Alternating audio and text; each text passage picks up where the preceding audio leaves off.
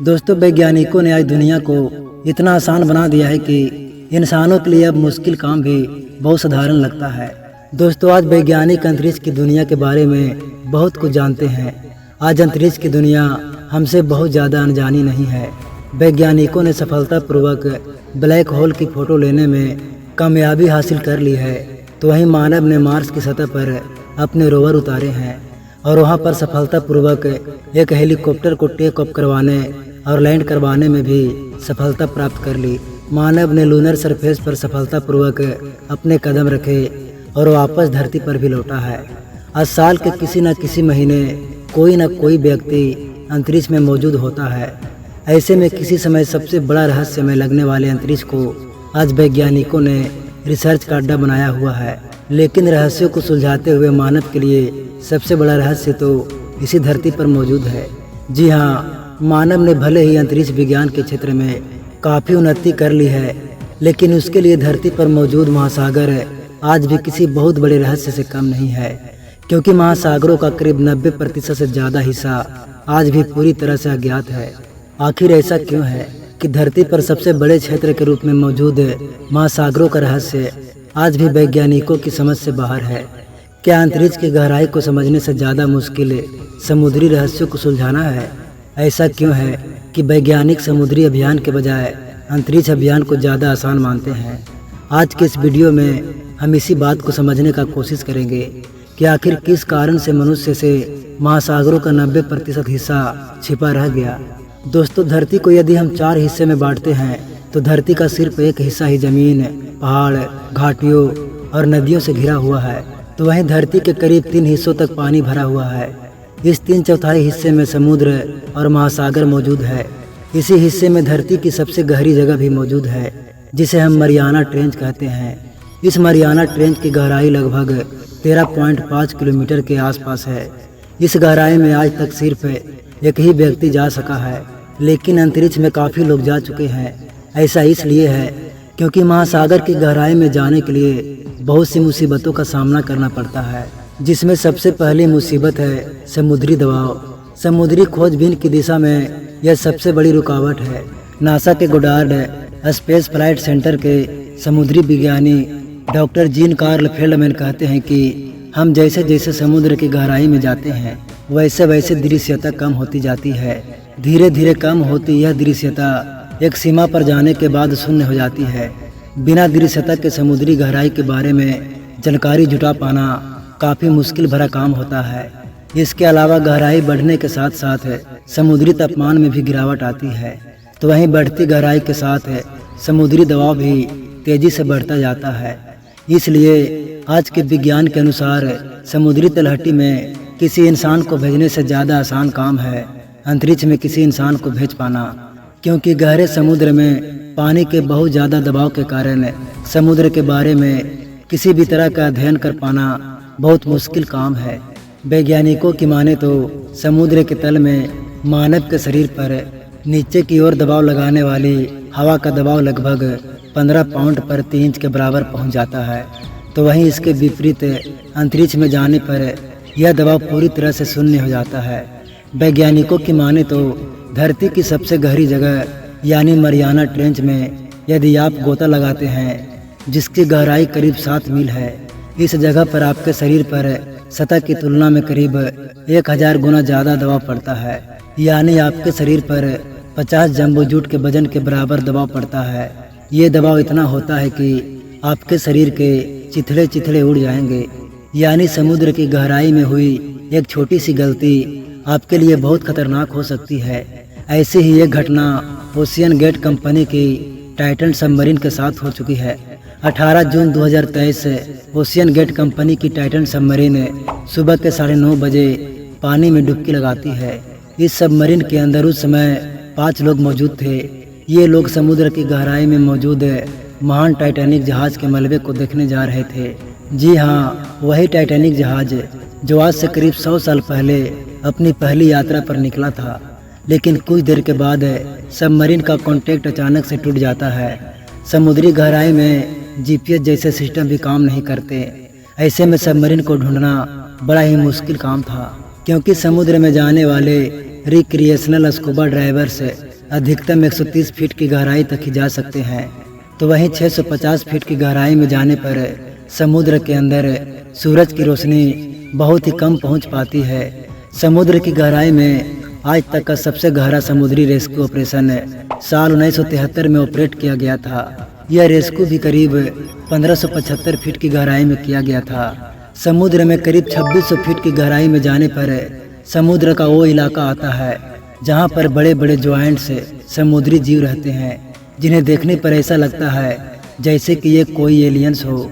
इसके बाद 3000 फीट की गहराई पर समुद्र का मिडनाइट इलाका आता है, जहां पर सूरज की रोशनी बिल्कुल भी नहीं पहुंच पाती, यानी यह वो इलाका है जहां पूरी तरह से अंधेरे का साम्राज्य रहता है।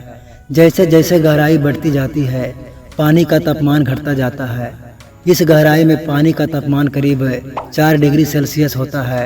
12,500 फीट की गहराई में जाने पर ओशियन फ्लोर आता है, जहां पर टाइटैनिक जहाज का मलबा मौजूद है। इस बात से आप अंदाज़ा लगा सकते हैं कि समुद्र की गहराई का यह ट्रिप कितना भयानक ट्रिप था। जैसे जैसे पानी की गहराई बढ़ती जाती है, वैसे वैसे पानी के द्वारा लगने वाले प्रेशर की वैल्यू भी बढ़ती जाती है। जिस गहराई में टाइटैनिक का मलबा मौजूद है, उस गहराई पर पानी के द्वारा लगाए जाने वाले प्रेशर की वैल्यू करीब 6000 psi तक होती है, जो सरफेस के प्रेशर से करीब 400 गुना ज़्यादा है। उस समय ओशियन फ्लोर पर मौजूद सबमरीन पर एक आईफिल टावर जितने वजन का प्रेशर लग रहा था। यानी इस जगह पर आपको समुद्र का यह प्रेशर पानी के खाली बोतल की तरह पिचका सकता है। समुद्री गहराई में हुए हादसे के कारण टाइटन सबमरीन में बैठे 5 लोग की मौत हो गई। 5 लोग और सबमरीन समुद्र के हाई प्रेशर के कारण इम्प्लोजन हो गए थे। इम्प्लोजन शब्द एक्सप्लोडेड का एकदम उल्टा शब्द है। जब भी कोई चीज़ एक्सप्लोडेड होती है तो वह बाहर की तरफ फटती है, यानी उस पर लगने वाली फोर्स बाहर की तरफ निकलकर चारों तरफ फैल जाती है।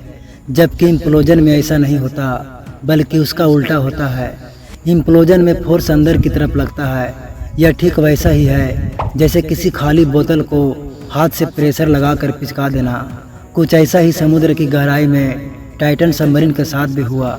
लेकिन समुद्र की गहराई में होने वाले इस इम्प्लोजन को कैटास्ट्रोफिक इम्प्लोजन कहते हैं, यानी ऐसा इम्प्लोजन जिसमें पूरा स्ट्रक्चर 1 मिलीसेकेंड में ही खत्म हो गया। इस सबमरीन में बैठे 5 लोगों को इस बात का एहसास तक नहीं हो पाया कि उनके साथ क्या हुआ है। यह एक ऐसी मौत है जिसमें पलक झपकते ही सब कुछ गायब हो जाता है। यह ऐसी मौत है जिसके बारे में सोचकर भी इमेजिन नहीं किया जा सकता है। इस बात से आप अंदाज़ा लगा सकते हैं कि समुद्र की गहराई कितनी खतरनाक जगह है और यहाँ पर कोई भी समुद्री मिशन एग्जीक्यूट कर पाना मुश्किल क्यों है। ऐसे में इतनी गहराई में कोई भी मिशन एग्जीक्यूट करने के लिए बहुत ज़्यादा एडवांस टेक्नोलॉजी और बहुत ज़्यादा खर्चे की आवश्यकता होती है। समुद्र में खोज करने के लिए जहाज, पनडुब्बियों जैसे बहुत ज़्यादा महंगे उपकरण की आवश्यकता होती है। यह मिशन बहुत ज़्यादा खर्चीला साबित होते हैं। समुद्री मिशन कितने खर्चीला होते हैं, इस बात का अंदाज़ा आप इस बात से लगा सकते हैं कि एक समुद्र में खोज के लिए काम में लिए जाने वाले एक जहाज को ऑपरेट करने का खर्च एक दिन का करीब $60,000 तक हो सकता है। इसके अलावा समुद्री मिशन को एग्जीक्यूट करने में सबसे बड़ी समस्या फंडिंग प्रायोरिटी का भी आती है, क्योंकि सरकारें और निजी संस्थाएं अधिकतर अंतरिक्ष मिशन को ही फंडिंग करती है, जबकि समुद्री मिशन के मामले में उनकी अधिकतर ना ही होती है। नासा का सालाना बजट NOAA यानी national ocean and atmospheric administration के कंपैरिजन में बहुत ज़्यादा है। NOAA अमेरिका की नासा जैसे ही एक संस्था है जो समुद्री खोजों के लिए समर्पित है, लेकिन इसका बजट इतना कम है कि शायद हम में से अधिकांश ने तो इस संस्था का नाम तक नहीं सुना होगा। समुद्री मिशन बहुत ज़्यादा कठिन होते हैं। कुछ जगह तो ऐसी होती है जहां पहुंच पाना आसान नहीं होता, जैसे कि ध्रुवीय क्षेत्रों में बर्फ की परत और ख़राब मौसम का सामना करते हुए समुद्र की गहराई में खोज करना बहुत मुश्किल है। ऐसी जगह पर समुद्री मिशन को एग्जीक्यूट करने के लिए RV पोलर स्टर्न जैसे आइस ब्रेक जहाज़ों के बेड़े की आवश्यकता होती है, और ऐसे आइस ब्रेक जहाज़ों की संख्या पूरी दुनिया में बहुत ही कम है। समुद्र को एक्सप्लोर करने में इसकी गहराई ही सबसे बड़ी मुसीबत साबित नहीं होती, बल्कि इसकी विशालता भी समुद्री मिशन के मामले में किसी बड़ी रुकावट से कम नहीं है। महासागर लगभग 361 मिलियन किलोमीटर से भी ज़्यादा बड़े एरिया में फैला हुआ है, जिसका मतलब है कि इतने बड़े एरिया को एक्सप्लोर करने में टाइम भी बहुत ज़्यादा लगने वाला है। तो वहीं इसके लिए बहुत ज़्यादा संसाधनों की आवश्यकता होगी।